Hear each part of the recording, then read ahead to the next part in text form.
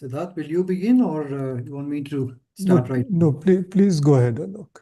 Yeah, okay. Yeah, sorry for the slight delay. There were some technical hitches there, but welcome to everyone who's joined the webinar. Uh, I'm sure we will have a very stimulating and enlightening session. Um, I'd like to begin by introducing my friend and colleague from the Krishnamurti Foundation India, Shri Gautama, who will be the facilitator for this session.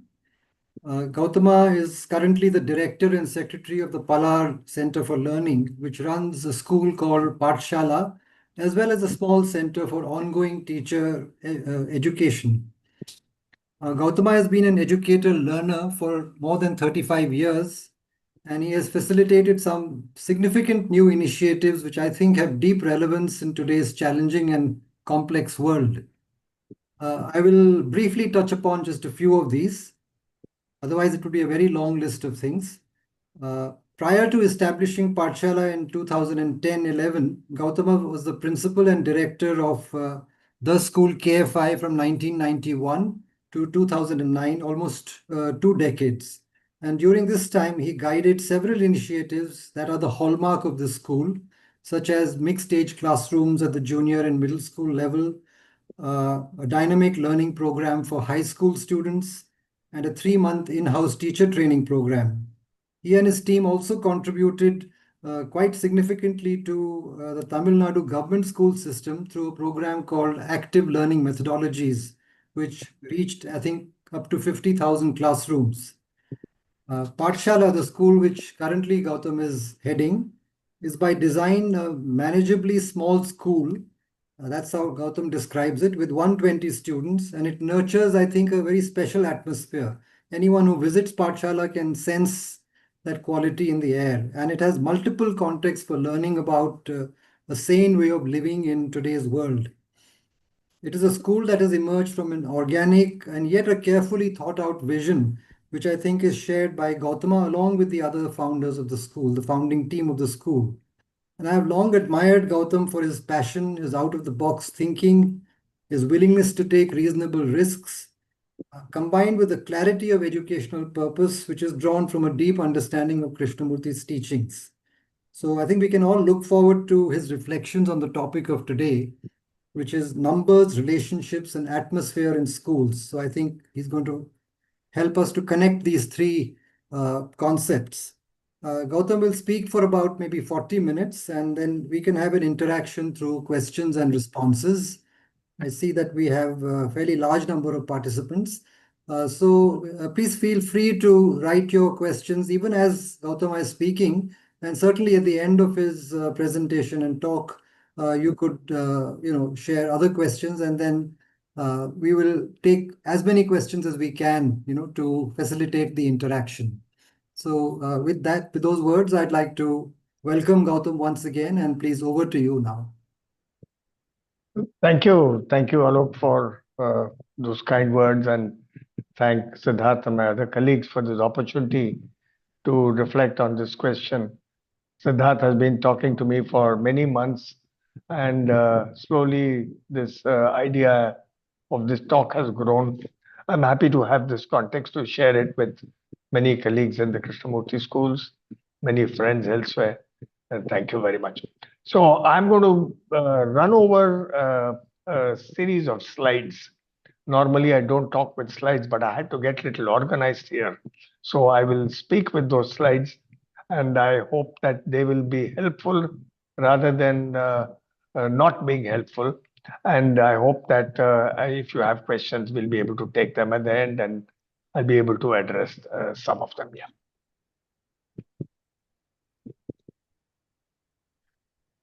So just give me a minute as the machine gets ready to broadcast. So the topic that I've chosen to speak on is numbers, relationships, and atmosphere at schools. Now, numbers are needed when any idea has to be grounded. We come to a point when a definition is needed, some choices have to be made. And yes, some numbers we have to fix somewhere, some numbers we have to put down and stand by those numbers. Now, it's very interesting that as soon as, I mean, when schools, people talk about the main thing that we hear conversations around are size of class, teacher student ratio, and the context is set by these parameters. The rest are ripples. But we go into this a little bit more. Once we fix something in a certain place, then the numbers that the numbers have their own resonance. It has its own implications, and it starts moving. So, number of children, teachers, fees, salaries, facilities. Once the first step is taken, there is not much. Um, there's not much space. There is. We think there is space because there are things we can change. But as we'll go down, we'll see that numbers don't leave much room for argument. Once the die is cast, once the numbers are set, then you have to live with those numbers, you have to work with those numbers. And as in many walks of life, this is how it has been, and this is how it shall be. Maybe you can call it the laws of the universe. Once something is set, and then the resonances, the ripples go a long distance. On the other hand, choice exists, of course. The choice of furniture, number of windows, number of toilets, technology, color of building, air conditioning, board of exams, the color of uniform or no uniform, codes for teachers. But at core, if you look at the world around us, I'm not saying this is case for everybody. Larger is considered better. Schools aspire to grow larger, just like industries aspire to grow larger. They grow into new geographies, multiple schools expand. So, is the small school an anomaly? Is one question I stumbled upon. Is the small school an anomaly, or is it a forgotten piece of wisdom? Is it doing enough? Can it not serve more people? Is the small school not elite? I'm sure those of us who work in small schools have faced these questions, and particularly in the Krishnamurti schools, where we have beautiful open campuses, these questions keep coming again and again and again. Of course, there's a parallel question. Is it also possible that small is beautiful, like as Schumacher said? Or is the economy of scale the only dominant reality? And therefore, we have to work and aspire to be only larger, only bigger. Maybe here, uh, Krishnamurti, we are reminded Krishnamurti did say that school should be small. He spoke of a wholly different way of living, a wholly different kind of education. And this has its own deep ripples. He also said other very profound things about education. He didn't think about scale, he didn't think about institutions becoming large. In fact, he quite cautioned against such movement. So this talk is not about large school versus small school, etc., um, but about the ripples and the impact of school size on its core purpose. So, what kind of positions that are taken very early in schools, and what impact does this have, and which is felt very gently. The ripples are very interesting. The metaphor of water, if I look back, the number which is chosen seems like it is a very simple matter and it is a very obvious thing. But like water running on stone, it has its continuous movement. It has a way of wearing down a lot of things and impacting many other things, changing many other things in its wake. So I'm going to now quickly run through some kind of research which has been done.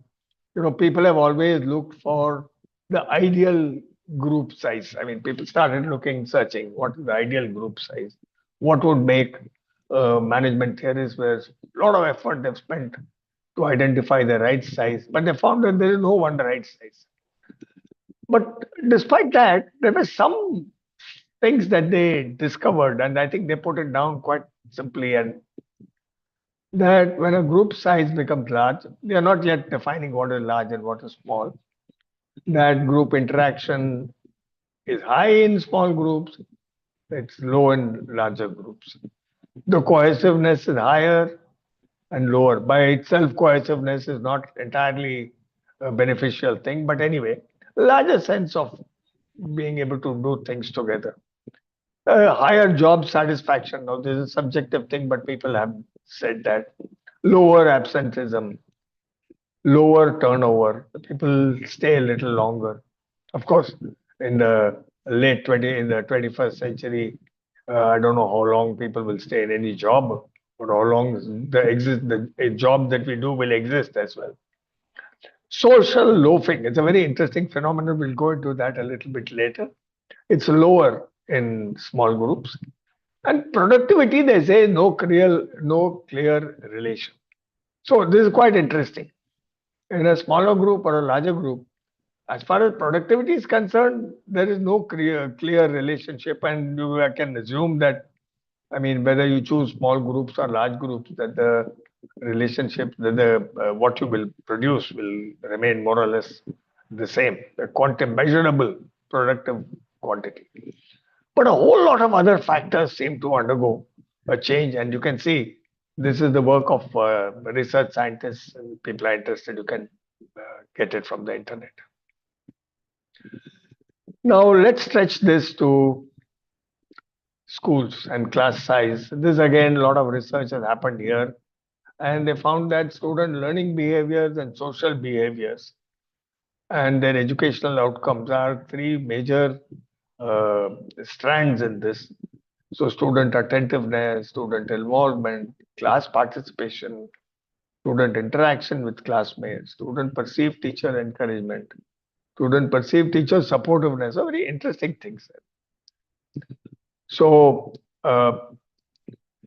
it is clear that people working in smaller units or departments report higher levels of satisfaction than larger units. So, not surprising. One receives greater attention in smaller groups and greater importance as part of their role. Social loafing. Okay.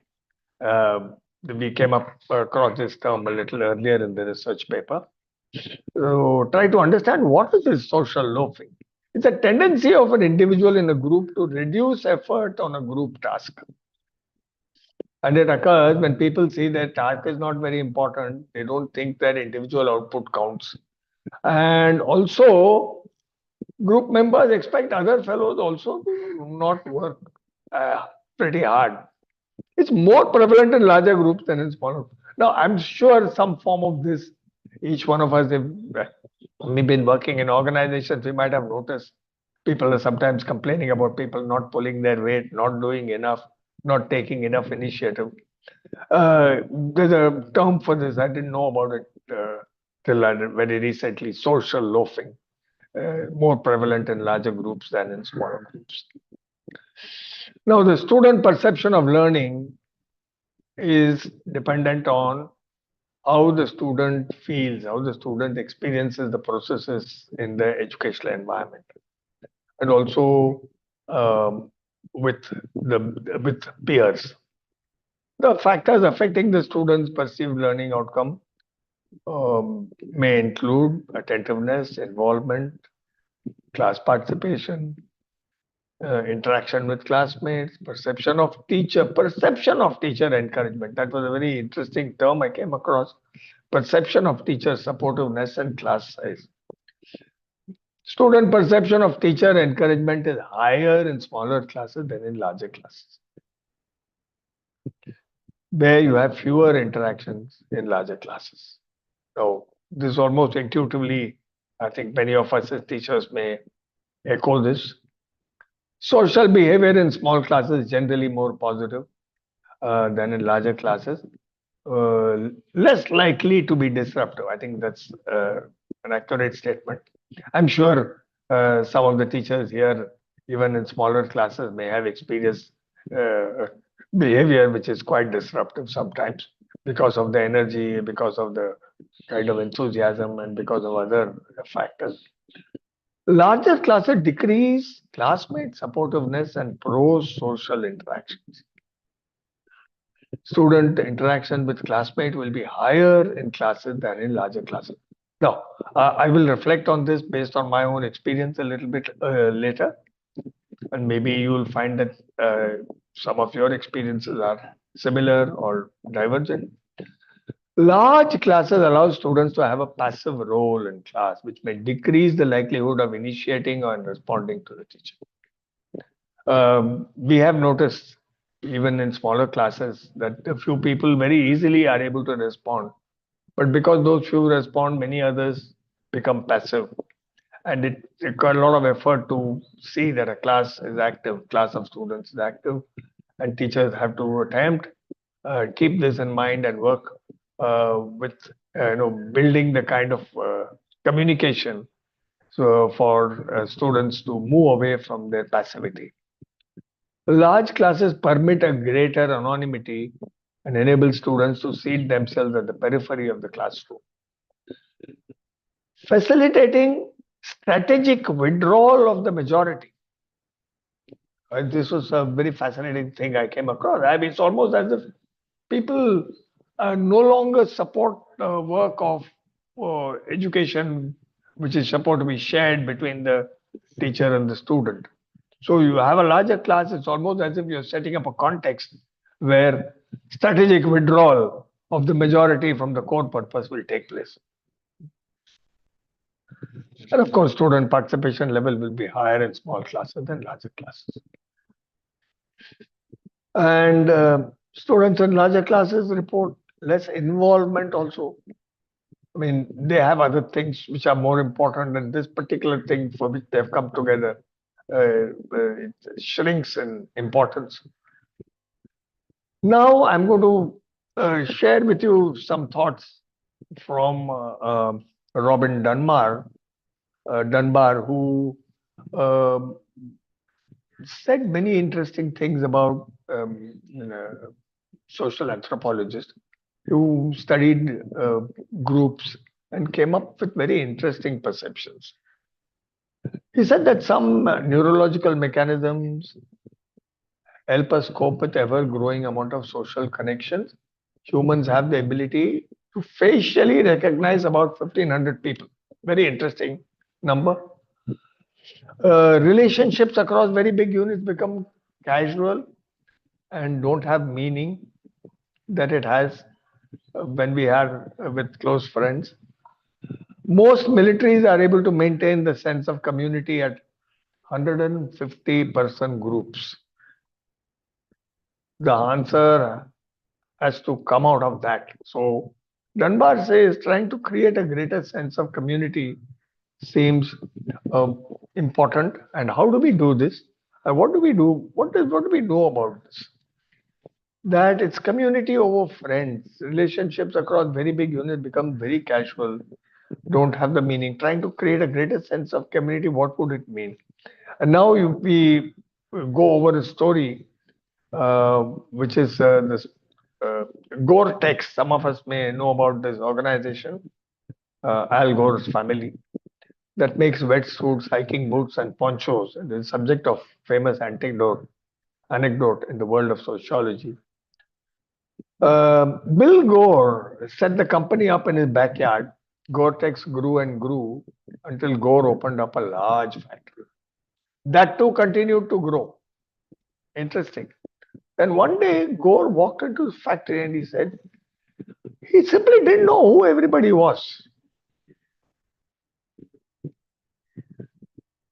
And I mean, I think that was a moment of insight for Bill Gore, because he realized that till yesterday he knew everybody, he had a connection with everybody, he knew their name, he probably knew something about their family, and he knew about what they liked and what they didn't like, and what their skills were, and what kind of conversation they had shared.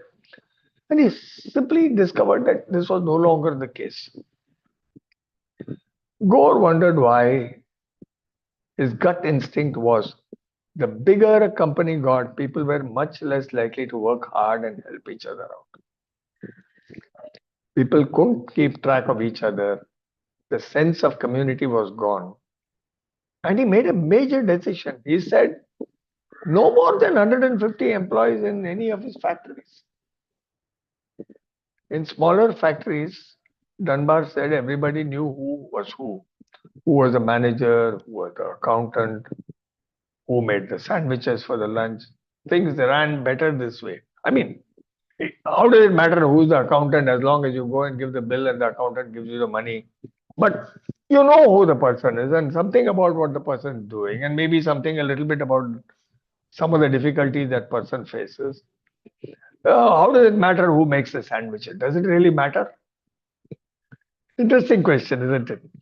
Whenever they needed to expand the company, he would just build a new factory. Sometimes right on the parking lot next door. Business was never better. 150, it seemed, was a magic number.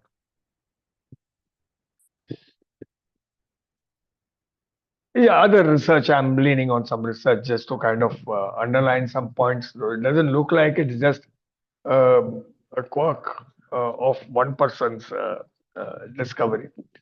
Cohen succinctly stated that schools should be communities, and internalization of goals, legitimate use of authority, manipulation of symbols as a means of controlling and directing behavior. Okay, some of it I'm not able to fully understand. If we want to rewrite the script to enable good schools to flourish, we need to rebuild community. Community building must become the heart of any school improvement effort. Now, I have to say a little bit about myself, and I mean, it's already been said. Alok has introduced me very, very nicely, but I have to say some different things. I have seen school as a place of incomplete, imperfect solutions, but an exciting place where human beings learn and apply their learning. I worked in a school with 300 children and more, and now work with one with 120 children.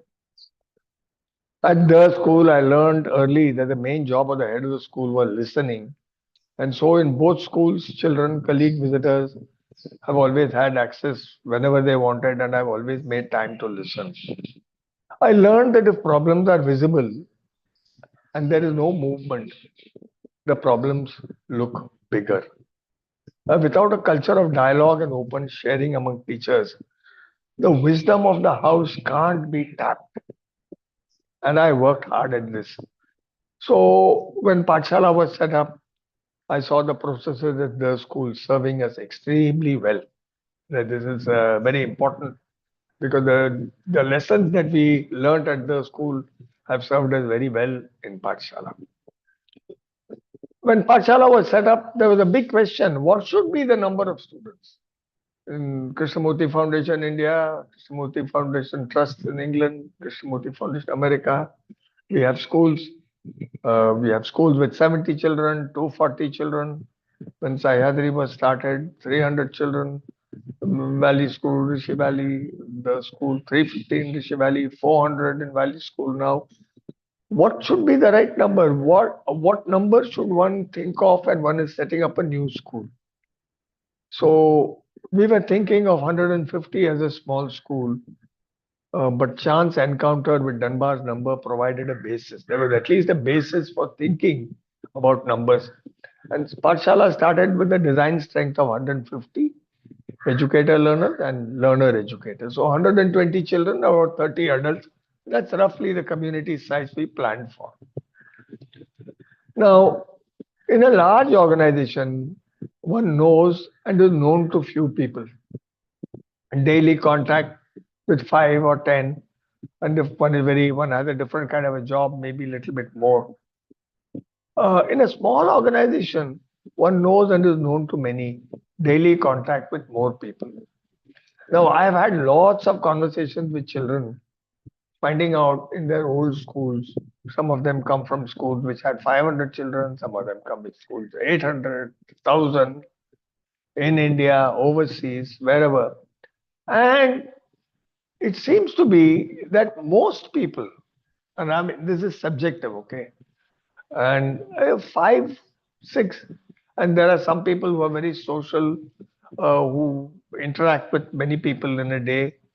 But as a rule, the number of people with whom you make contact in school is very few.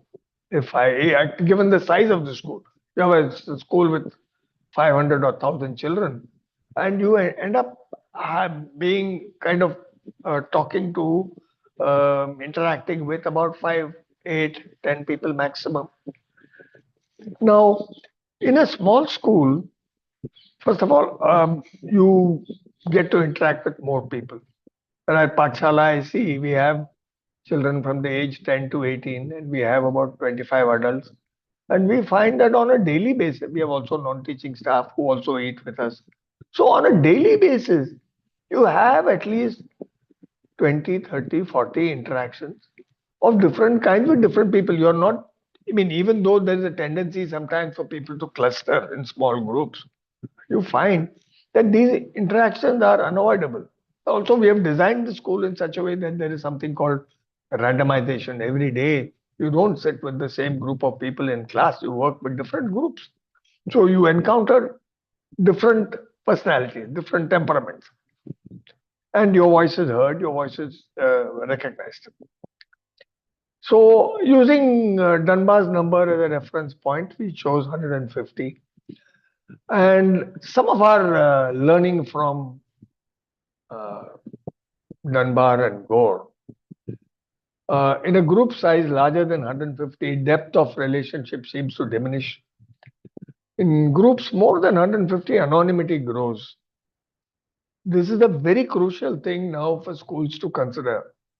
Um, in a large school, the children come into contact with people who are caregivers, and yet, if there's a sense of anonymity about who you are and who the other person is, this is a situation where unsafe, difficult, unexpected happenings can take place. Greater order and sense of participation in small groups. And we are living in times of change and upheaval. And I go back to this and say why this is so important. Larger structures are more difficult to modify change than smaller ones. We all know this. Uh, unless change is seen as part of the agenda. Once you have an approach which you have taken across the 500,000, 2,000 children, the kind of tables, the kind of furniture, the way in which the class is to be taken, and the manner in which it's to be reported. If you want to make even a small change, it's a very, very, very, very difficult job. It's not easy. Teachers have been always being creative in classes. They've attempted many things. But schools don't learn that easily because this movement across school of one valuable thing doesn't take place that easily. Whereas in a smaller structure, probably this is easier. In a larger structure, because certain things have been established and have been going on for a long period of time, it's difficult to question practices and rituals unless specifically this is specifically supported.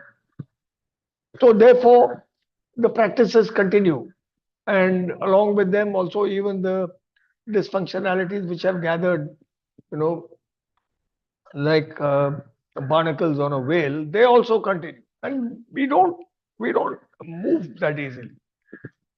So big changes in the environment are difficult to respond to from within unless this is seen as part of the work of the institution. Now, today, in my perception, and I may be wrong, most institutions are waiting for solutions to come from outside. And this is such a, in my view, such a loss, such a blow to the human spirit.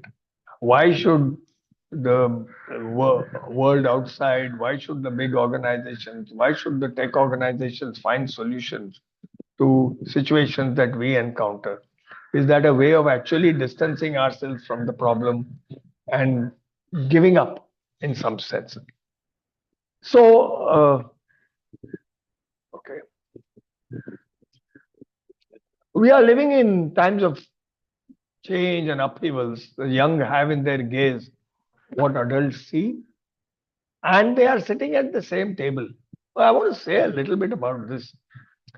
The other day, uh, last Tuesday, this week, last Tuesday, among the grade 5 to 8 students, one of the new students who has just now joined, he said, human beings seem to be destroying the planet. We are fighting with each other. We are killing each other. And we see that this is going to destroy the earth. Why do we continue doing this? So it was a very special moment that I experienced. That here's the small child asking questions which we think is of much greater value and significance for adults to ponder over and think about. He is sitting at the same table. And there was another child who said, I don't know if things can change. Another 10, 11 years old. He's come only last year he has joined us. Saying, for thousands of years this has been going on. Everybody has learned from their parents, their grandparents, and they continue to behave from the community and they continue to behave in the same way. So, and our brain is, he didn't use the word condition, but he was saying our brain has learned to function this way. So, how is this going to change? I don't know, he said. So I picked it up with him and I said, are you saying that nothing can change? He said, no, I'm not saying that. I'm just saying that this is the way the whole process has gone. How is it going to change? So you see, the young 10-year-olds are sitting at the same table and discussing the same questions that are important to you and me and important to the adult world. And unless we recognize and create these platforms where this dialogue, this exchange, this sharing can happen, we will be assuming authority of a certain kind because we have to manage the larger groups. We have to provide space for something to happen because that is what has been going on. The issues of safety are major concerns today. And I think issues of safety are connected to anonymity in schools. And I think the difficulty in handling and managing systems. That's one more thing I would like to mention here, that managing schools has become a very much more difficult job. Schools are no longer, I mean, the teacher's role has been difficult, it's become more difficult. But the number of issues that a school has to take care of to make sure that it's running properly, answerable to so many multiple stakeholders, that it is becoming such a difficult issue. And to stay on top of all this and to do whatever else has to be done, exactly like the slide we saw about the results we can manage, the exam results we can manage, or productivity will not suffer, but the rest of the things will suffer. And we must ask ourselves, what are we offering the next generation and the generations to come? Well, the Pandora's box is open now. AI is here. And again, I sat in a class with these small children who were discussing last week or the week before. They were discussing artificial intelligence. They were asking, why are subjects divided? I don't like to study maths. But at a certain time, and they had something called an interdisciplinary week where they studied themes and they enjoyed studying the themes for a week. So they came back with this question saying, why do we have different subjects? Wasn't there a time in human society when we did not have separate subjects? Is there a way of going back there? I mean, it seems like a superficial question at one level, but if one looks at it a little more deeply, what the child was asking, again, 6th or 7th standard, I don't remember exactly. What happened to the wholeness of our being? Why did we divide things into bits? Why did we divide things into subjects? And artificial intelligence, here the conversation moved on to artificial intelligence and what it will do and what it will not do. I was quite amazed at how much these young children seem to know and understand and be part of. And in fact, I think they could be very much part of any beautiful conversation that any set of adults could have. Now, teaching is one of the most stressful professions. Recent literature has provided strong evidence that school culture has a significant impact on teacher well-being. It's easier to maintain teacher collaboration and collegiality in a small school compared to large schools. All this is research.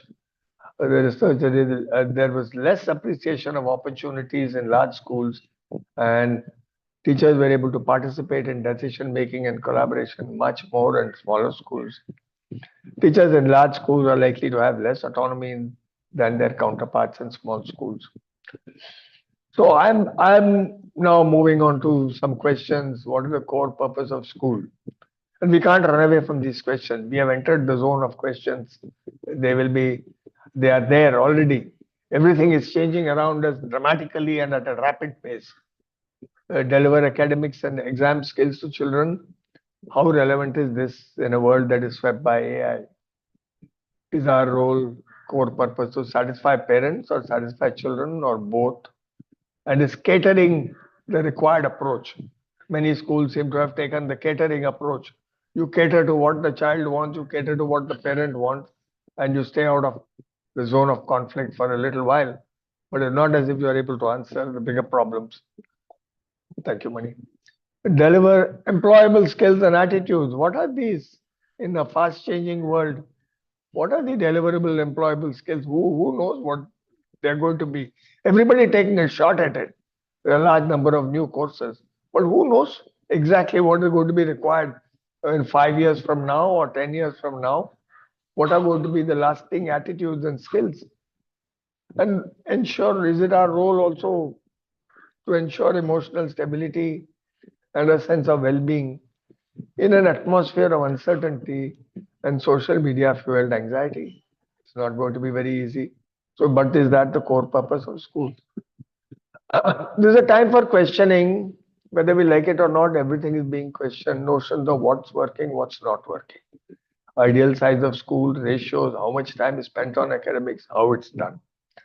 How much time is spent on technology, and who will work the change that is needed? Will big data and tech generate the solutions? Will schools generate approaches to redesign and reshape school? Are human teachers needed or not needed? Do schools see a role for teachers, or will robots and AI tutors do? So these are really questions which are shaking the foundations of schools, social life, parental expectations. In a or school must look beyond and use search for approaches that nourish the being, preparing the young to meet tomorrow with feet on the ground, whatever that means. Not end up offering hope and opportunity to cover up the inadequacies of human society. Offer a taste of what it means to live sensibly, creatively with others, and osmotically learn how to do this when they are out of school. Their happiness cannot be limited to just the time that they're going to be in school. To understand oneself, see others are like oneself, and learn to think, inquire, and grow in understanding. Ripples, what are the things we are going to toss into the pond? What are the ripples that we are wanting to create or likely to create? So, with that, I think I'll conclude my talk. And if there's anything anybody would like to say or share.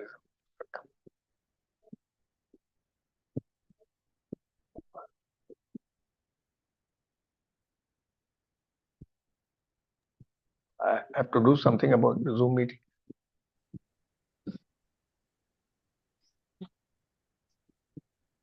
Just unshare, Gautama. Yeah. Okay, I've stopped sharing. Yeah. And thank you, Gautama, for leading us through a very unique sort of a presentation. One normally doesn't, expect this that someone will approach it from so much research background and then derive meaning for what one needs to do in school, what schools are like, what questions there are around that. So this has been quite an unusual talk, and thank you for that. I think it highlights a number of very important issues for not just schools, but for what schools are doing in today's world and how the world itself is shaping schools. So I would like to invite the members who are attending to please share whatever comments or questions they may have in the Q&A box. There's a Q&A box there, so you could just type in your questions. And I'll wait till we get a few questions. But meanwhile, Gautama, can I raise one question that always lingers in my mind whenever I hear you actually speak about Dunbar's number, and I've heard you talk about this earlier, and you've said you've had experience of working in schools of various different sizes also, or you've seen schools like that. I think prior to that, you've also worked in large organizations. Yes. One question that troubles me, that okay, certain decisions at some point in history got made by a particular school or organization, and they are a certain number. Now, is it still possible to apply some of the principles of community building, of creating relationships, nurturing some kind of an atmosphere, even in schools which are somewhat larger in size?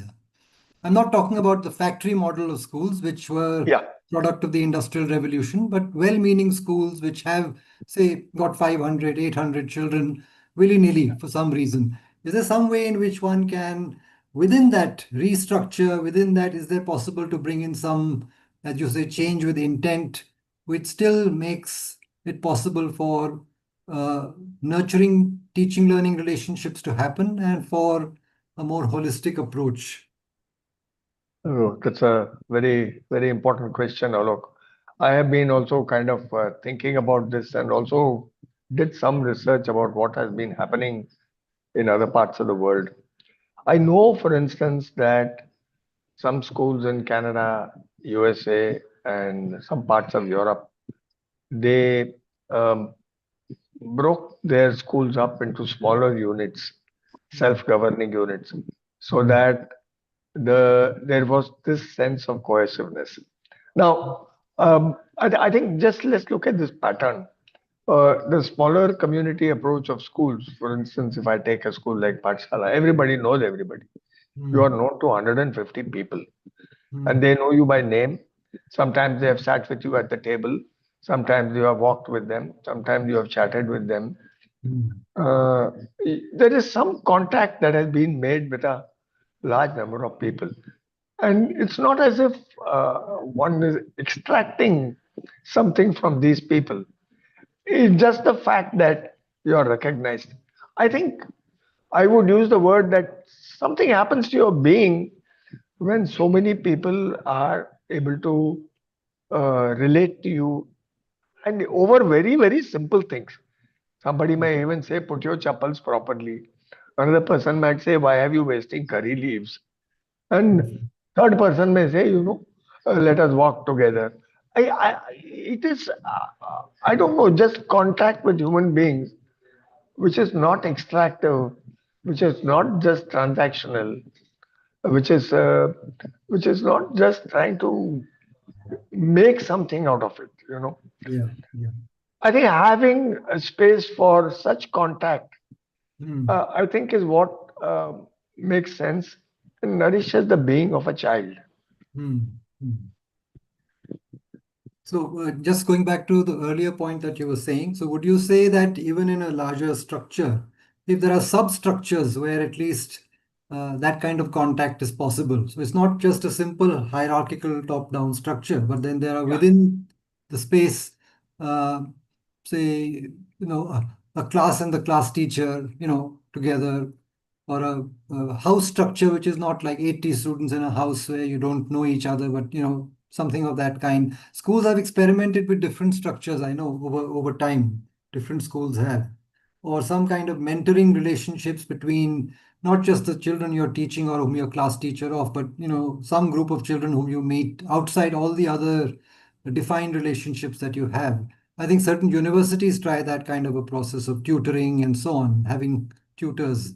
So I'm just thinking that many such ideas may be needed if one is to retain certain qualities, qualitative aspect of the human interactions that you're talking about, and Yep. which are very necessary in terms of a fuller education of growing up as a human being and not just with an academic mind and academic skills and a one-sided sort of an approach.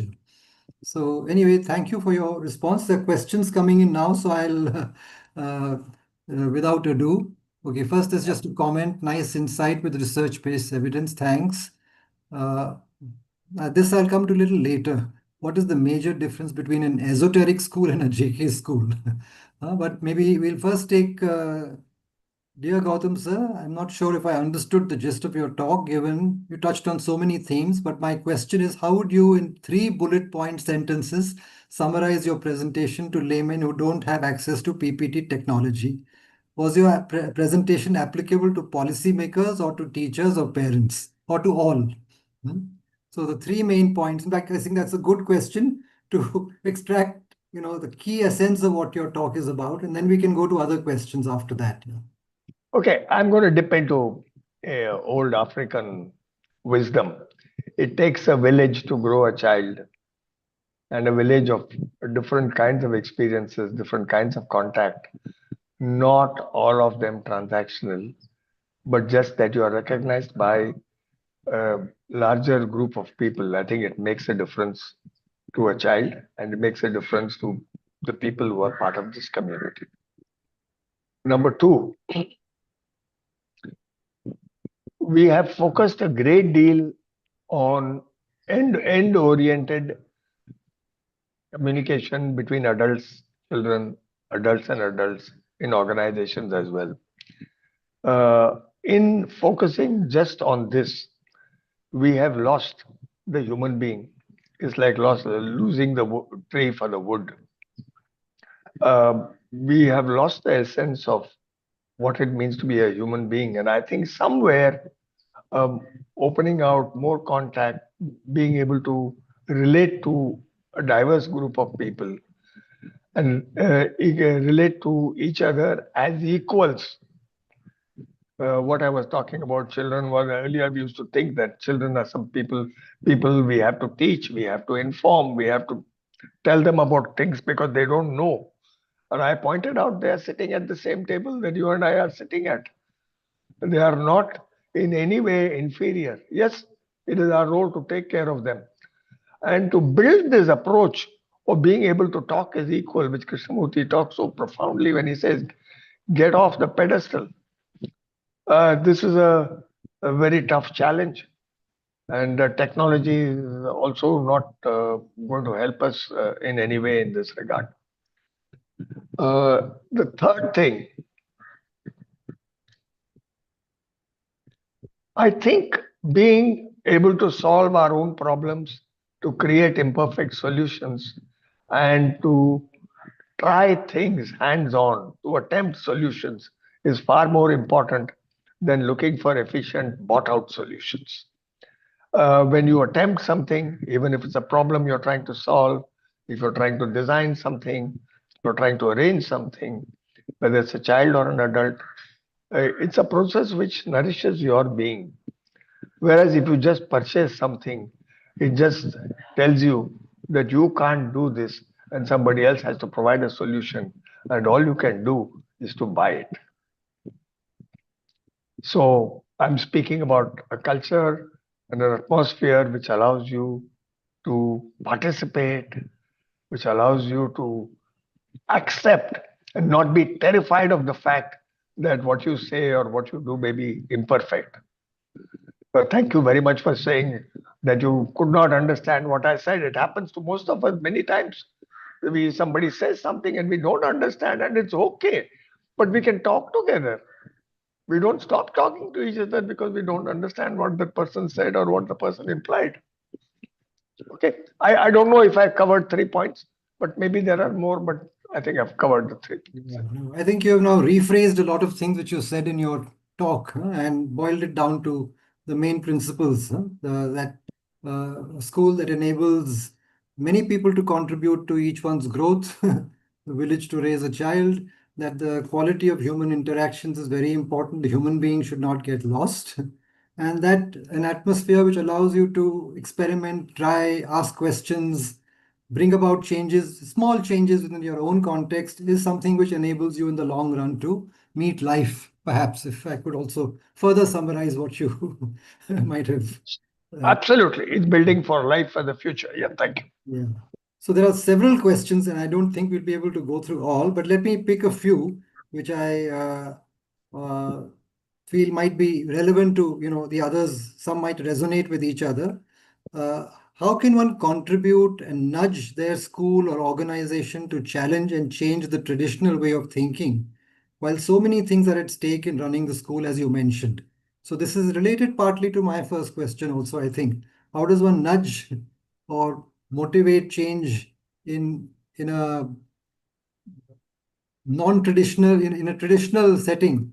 How does one motivate change? What are some factors that might need to be sort of highlighted or brought to consciousness of people who are sort of taking decisions in the school?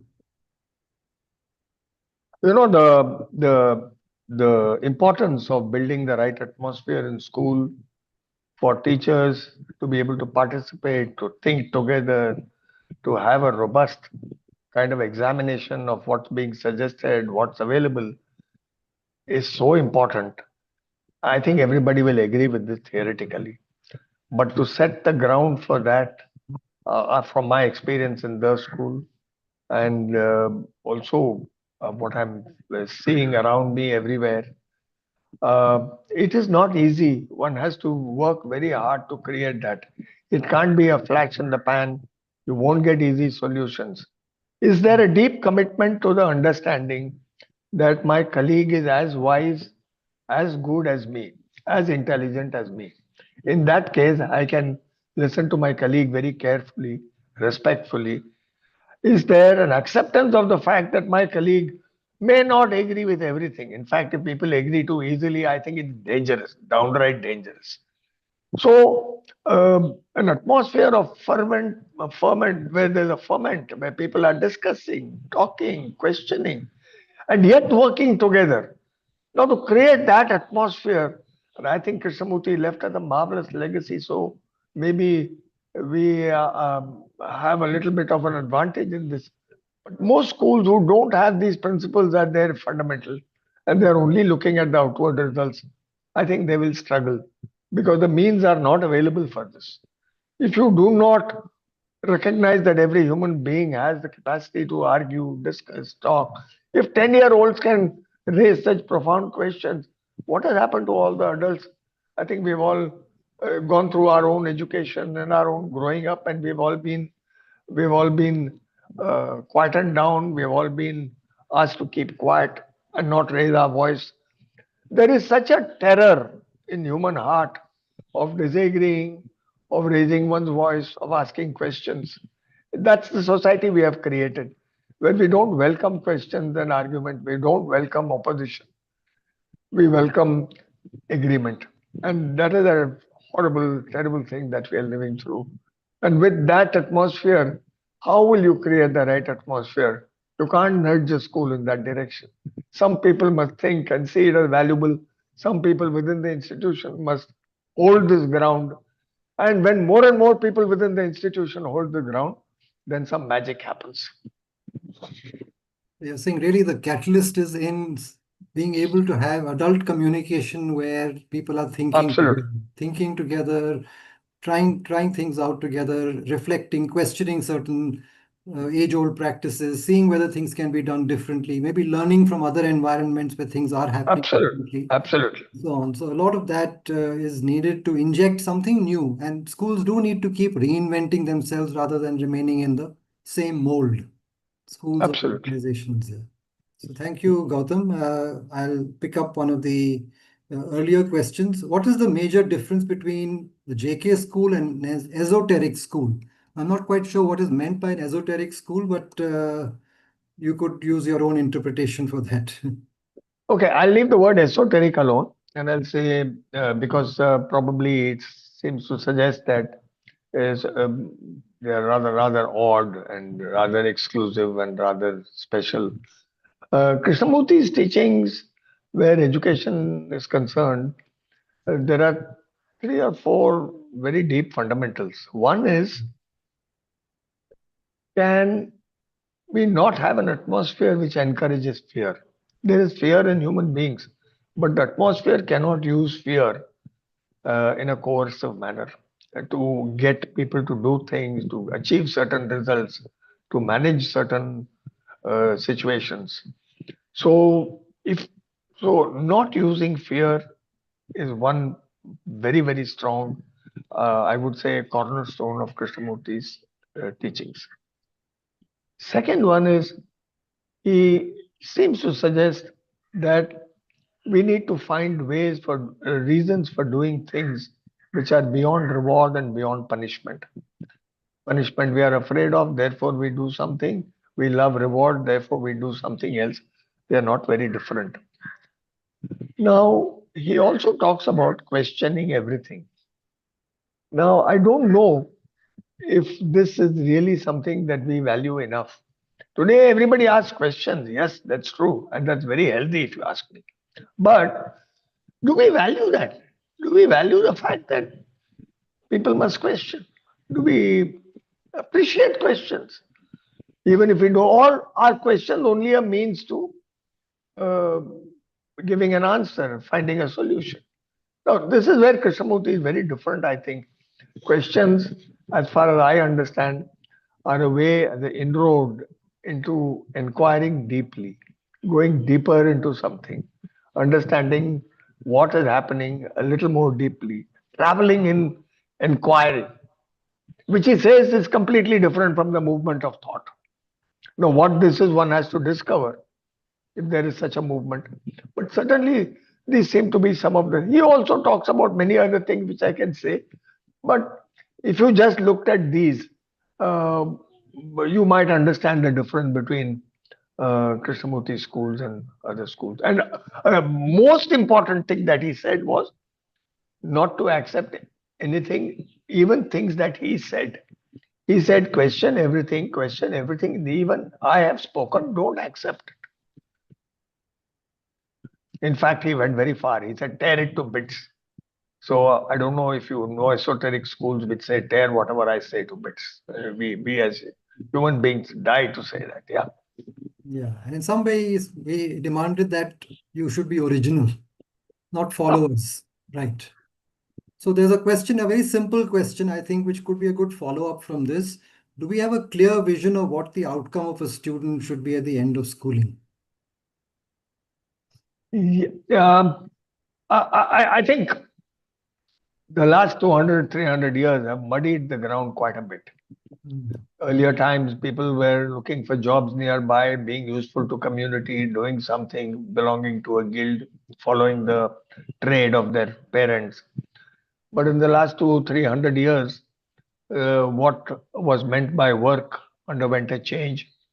What was meant by having meaning for oneself underwent a change. Sense of belonging, family, work, everything changed dramatically. I think this whole upheaval that's happening now with artificial intelligence is going to uh, probably provide some new insights, because what are the real valuable important things that we should focus on in the education of children? I can make some suggestions. I spent some time 25 years ago trying to ponder over this very question, and I can suggest a few thoughts if you will permit. One is, I think that the education should provide, should give human beings a sense of resourcefulness. I mean, like people who are growing must not be hesitant to speak, must not be hesitant to try something out. Must be, this means something. It also means emotionally you are ready to take. If somebody says, "Oh, you did this, it has not turned out well. You cooked this vegetable and it didn't turn out well," one must be say, "Okay, I'll learn from this and make it better next time." Now, this approach is so important that you feel resourceful and you refuse to be invalidated. societal forces are very, very invalidating, and they create huge problems for young people and older people.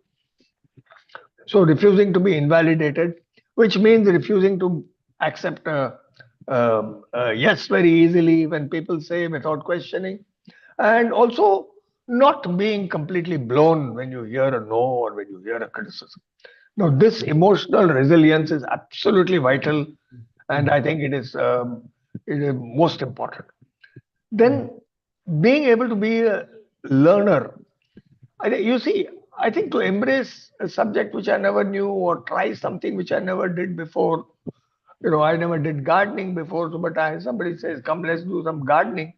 To get into it, learn about it, do it, and not kind of sit on the fence waiting, not saying I can't draw, I can't do gardening, I cannot cook. I, this getting caught in specialization and diffidence. I think school or any upbringing of any child, if it does it, it's a crime if that happens. I am not restricting myself only to school. Any atmosphere which gives the child a great sense of diffidence, great sense of timidity, inability to kind of express even exactly what he or she is feeling. I think there's a great injustice there. One more thing, I think education must help children understand feelings. Krishnamurti has spoken a lot about this. And we experience various feelings. We try to get away from them. We try to indulge the feelings. We think there's only some approaches to handle. But to understand feelings are a way of understanding who we are. I get annoyed if somebody puts my chapel in a different place from where it was yesterday. This my annoyance teaches me who I am, and I think this journey of understanding who one is and understanding thereby much more how everybody else is, understanding what the community of man and woman and what is the world like, and lastly, I think today's education must teach children how little they need for a good life. They cannot become fodder for the market.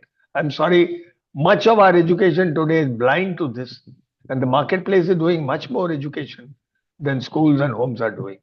And this is a great tragedy. So, if you ask me, these are some of the fundamentals on which we must build education. And of course, being a lifelong learner, that 5 years from now, we don't know what we need. Even the phone which is going to come 5 years from now, I don't think you or I would be able to handle. So we'll have to learn at that time. We'll have to innovate. We'll have to be resourceful. We must be open to making mistakes.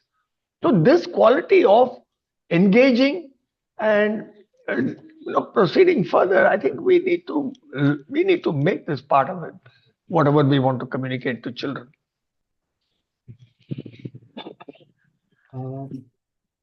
Maybe I'll pose this question to you now, Gautam, which is, I think, related to AI, which you mentioned at the beginning of your response.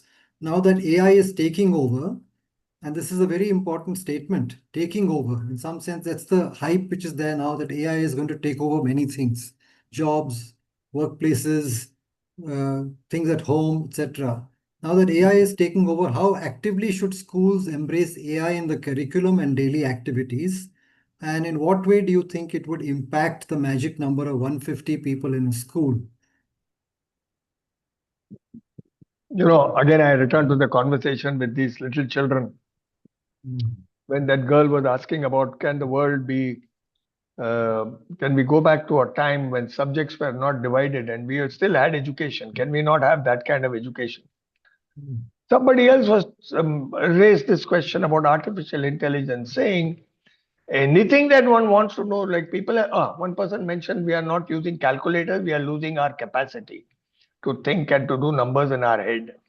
Another person said, yeah, it's not needed. Similarly, artificial intelligence will give you all the chat GPT will give you all the answers. Why should I read a large number of books?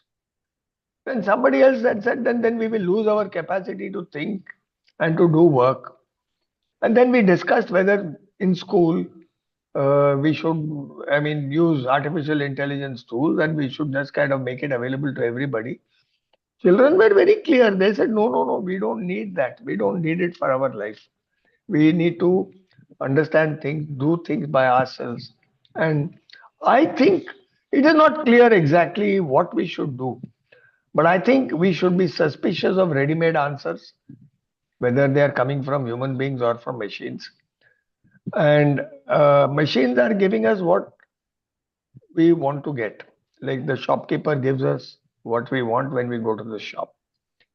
And knowledge is of that nature. And if it is only knowledge that we are worshipping, and we'll always have inadequate knowledge, and one engine or the other will give us better knowledge, then we are merely in the location of being customers. I think we have to switch the role of the adult or the child or the human being into living creatively. And that means even engaging in art, seeing the mechanical responses that we have even in our engagement. Some of the conversations that we have been having, most of our responses are completely mechanical. So how do we switch gear? How do we learn the art? How do we struggle or how do we find out the art of living creatively, responding to each other creatively, meeting each other's questions creatively, having fun creatively, not competitively, not putting somebody down? How do we find the vulnerability to just kind of express who we are and thereby nourish our beings? Because without that, we are only living in fear, and that is just choking us, and that's what's happening. So I think the answer is not very simple, but I would definitely say more technology is not the answer. Maybe more feet on the ground, more hands in the soil, more attempting to write letters by hand rather than use machines, because our handwriting is not good enough, therefore we want to use machines. What a tragedy. So with everything, every use of machine, we are saying what we can do with our 10 hands, with our brains, with our body is inadequate. Now, I think we need to claim, reclaim adequacy for ourselves as human beings. And we need to bestow that for our children and for people who are around us and value them for who they are and what they can do. And not only be intoxicated with what the machine can deliver, what the machine can offer, and thereby be stuck in the better rather than the good. So there are more questions related to AI, but I think we will stop with that one. I take some very different kinds of questions, Gautam. I'd like to, I think, which is again related to the small aspect of the school. So one question I think worth responding to is, do students in low intake schools miss out on the motivation and drive that comes from competing within a larger group? How would you respond to that? Your question is looking for a yes no answer, and I'm afraid I can't go in that direction. There are people in high intake schools who don't find motivation. Just because some people find motivation, we think everybody finds motivation and therefore some good thing has happened. That is not so. For every child who finds motivation through competition, there are a large number of children who experience demotivation, who feel invalidated because of the same competition process. Now, this is very interesting. A question I will ask you in return would be, do you think every child must be a valued and a valuable member in the school, in the community? You can't say one person is more valuable than the other, not after the French Revolution, anyway. So, how are we going to meet that?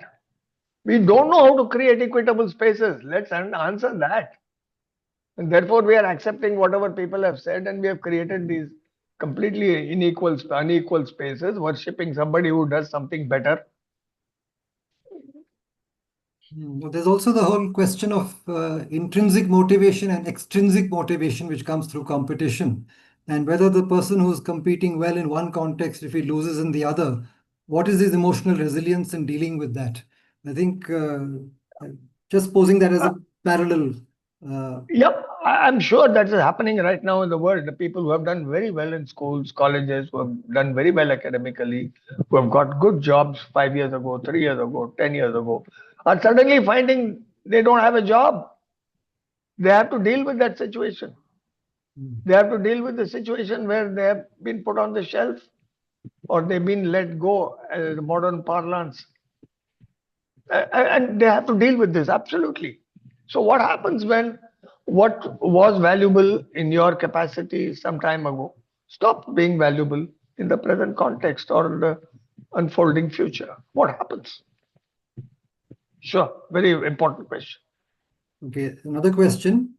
Smaller schools tend to be more expensive than larger schools for economic feasibility. How does the recognized smaller school survive in rural or semi-urban area in India where the paying capacity of the public is low? You know, now we have to dip into deeper history. Before the British landed in India and before the Industrial Revolution schools, the factory model schools started with big building, big infrastructure. India, Madras Presidency, Calcutta Presidency is supposed to have 100,000 schools. They had small schools. They had schools with 10 children, 15 children, 20 children, 30 children. They were multi-age schools. When Krishnamurti says, if you have the feeling for it, set up a small school in your backyard, in your home. That was the kind of schooling we had. The teachers were not certified. There were no qualification that was asked for. The students did not write an exam. But India contributed 27% to the global GDP. So we have lost that kind of schooling. And the biggest tragedy that took place was in 2004 when we had the Kumbakonam tragedy in Tamil Nadu when 400 children died. And the school boards decided that every school must have only concrete structures or brick structures or pakka. Then you could not thatch or simple structures which we have had for 5,000 years became completely illegitimate. So infrastructure got greater value. When infrastructure got greater value, capital becomes important. When capital becomes important, the teacher in the olden times was a teacher entrepreneur. The teacher entrepreneur became a teacher employee. Can you set that right? Krishnamurti did this with a remarkable piece of insight. He said, teacher must be responsible for the whole of the school. For the whole. He said for the whole. So the teacher was a very valuable member. He also said teaching is a dedication. It's not a profession. It's not a job. He also said that a small school is built only with the sacrifice that has to come from other sources, from many sources. So the community, people around, the teacher, all need to hold this. And this is what will create the right kind of schooling. We have to provide the right kind of schooling. And merely getting stuck with what is possible and what is the given format is not.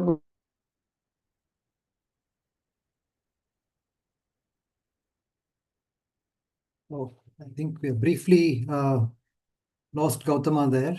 Just hopefully the connection will get reestablished. Yeah, seems to be frozen. Frozen, yeah. In mid-sentence. There are actually a huge number of questions, Siddharth, and I have a feeling we will be able to take only a couple of them more once Gautama comes back. And maybe I think that one question is how can people share these questions with Gautam? Can it be sent as an email response to where the invitation came from? Yes, I think that would be the best way. That is one. Secondly, I think some people would like a recording of the talk. So where can that be available? So there's a YouTube channel with all of these webinars. If on YouTube you look under Krishnamurti Foundation India and then look at playlists, video playlists, there'll be one for these webinars. And this one will be uploaded in a few days. All the earlier ones are there already. So one can just Google it, Krishnamurti Foundation India webinars. That's right, on Okay. YouTube. Yeah. Oh, it's a pity we've lost Gautama because there are definitely many very interesting questions which we could have had his responses to. Yeah. But maybe I'll just read some of the questions out for the others to be aware. Let me see. Okay, there's a long one, which is, I think some of the points Gautam has already answered.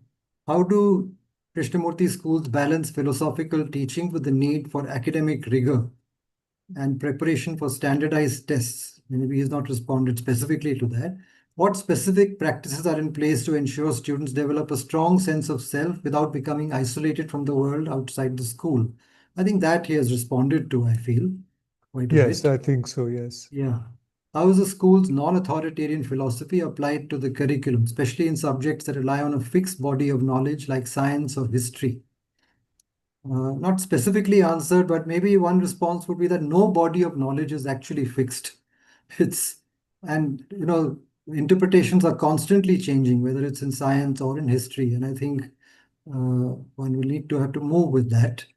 How do Yes. teachers at Jiddu schools navigate the challenges of teaching without relying on traditional reward and punishment systems? A very important question, I would say.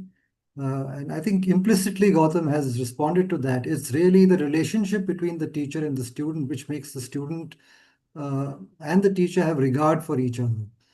And it's through that regard that you deal with issues of discipline, conversations, what's the right way of behaving in a particular setting, context, and so on. I'm sorry, I'm answering on behalf of Gautama, but I think we are of probably one mind on many of these things. And reward and punishments, in fact, set up many emotional complications ultimately. Teachers, dominations of a certain kind, students seeking favor or getting shrinking away. So that creates a situation where the whole child is not acknowledged. The presentation mentioned community as a key strength. What does conflict resolution look like in a community where the focus is on self-understanding rather than imposed rules? I think Gautam answered that quite a bit about resilient conversations, which are not necessarily agreeing with each other, but capacity to listen to each other, to work things out together, and so on. How does the school define and measure success for its students, given that traditional metrics like grades and competition are de-emphasized? Again, I would say is in clear vision for what the student should be when they leave. It's not a measurable thing maybe, but it can be seen in the way students, respond to life after school. Perhaps the success may lie there. And how does the school prepare students to enter a larger world that operates on principles of competition and conditioning? By not subscribing to those, I would say. You actually develop more people who respond to situations as the situation demands it rather than based on some predetermined way of doing things. That's one set of questions. There's one question here. Yeah, maybe you can pick out some. Yeah, there's one which, does a small group by itself facilitate the interaction, or is there a mindset that also needs to be adopted in order for it to be effective? Because, there is this issue of numbers, and of course, the research points in a certain direction, but that doesn't mean it's a given that size will produce, certain kinds of results. And I think also the question which had come up at some point, I think perhaps you asked it, Alok, is about what are the ways in which My with larger apologies. numbers, Suddenly, I come, think Gautama, come. my apologies. Suddenly, the internet went off No because worries. of you've reappeared in a new avatar. Now you're Siddharth Menon #2, but it's okay. Don't worry about that. There, I think you had to use the link which Siddharth sent you. So we were just yeah. reading out some of the questions which we didn't get a chance to answer, and there are just 5 or 6 minutes left. So maybe Siddharth, would you like to focus this question for Gautam once again? The one which you were just Yeah, reading Gautam, out. there's this question. Does a small group by itself facilitate the interaction, or is there a mindset that also needs to be adopted in order for it to be effective? Is it only about numbers, or is there something else? No, definitely not just about numbers. Krishnamurti um, has often said, play with it. I think going into a question in a small group or with a group of people is a way of playing with this notion of attempting something, saying something, of changing one's position if one discovers that somebody has a better view.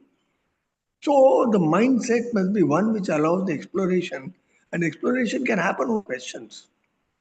And if there is free questioning and really rugged questioning, it is not easy. It's a rigorous questioning. In fact, it is very good question. And to support that, you can't have fear. If children ask, were you like this when you were at my age? Did you do what I'm doing now? Or did people expect the same thing from you? You can't take offense. You have to answer that question honestly, clearly, respecting, valuing the question and the questioner. No, that atmosphere is also people who come to this to set this atmosphere. Not the people who are trying to gain prestige or status or something more from it, you see.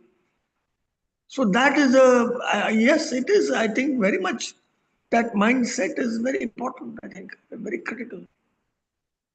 So I don't know. So how do we, a group of people who are all conditioned, who have come together, who have been inspired by or influenced by some part of Krishnamurti's teaching or the beauty of the school or something, how do we together create this?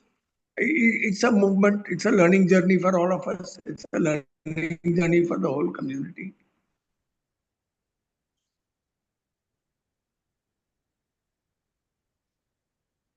Yeah, thank you, Gautama. Maybe I'll just read out this one more. First of all, thanks for organizing this session and for Gautama for leaving me with questions that I feel deeply matter in today's world.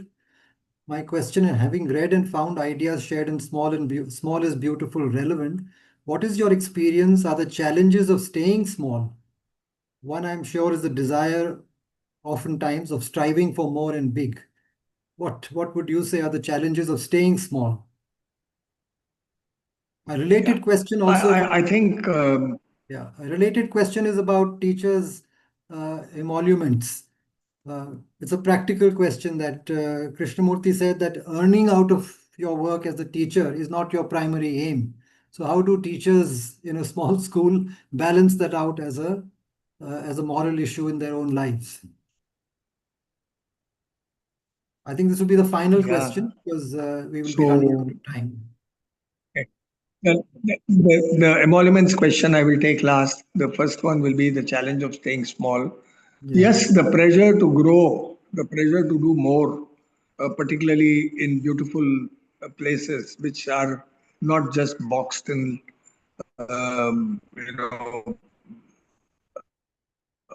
it's quite enormous.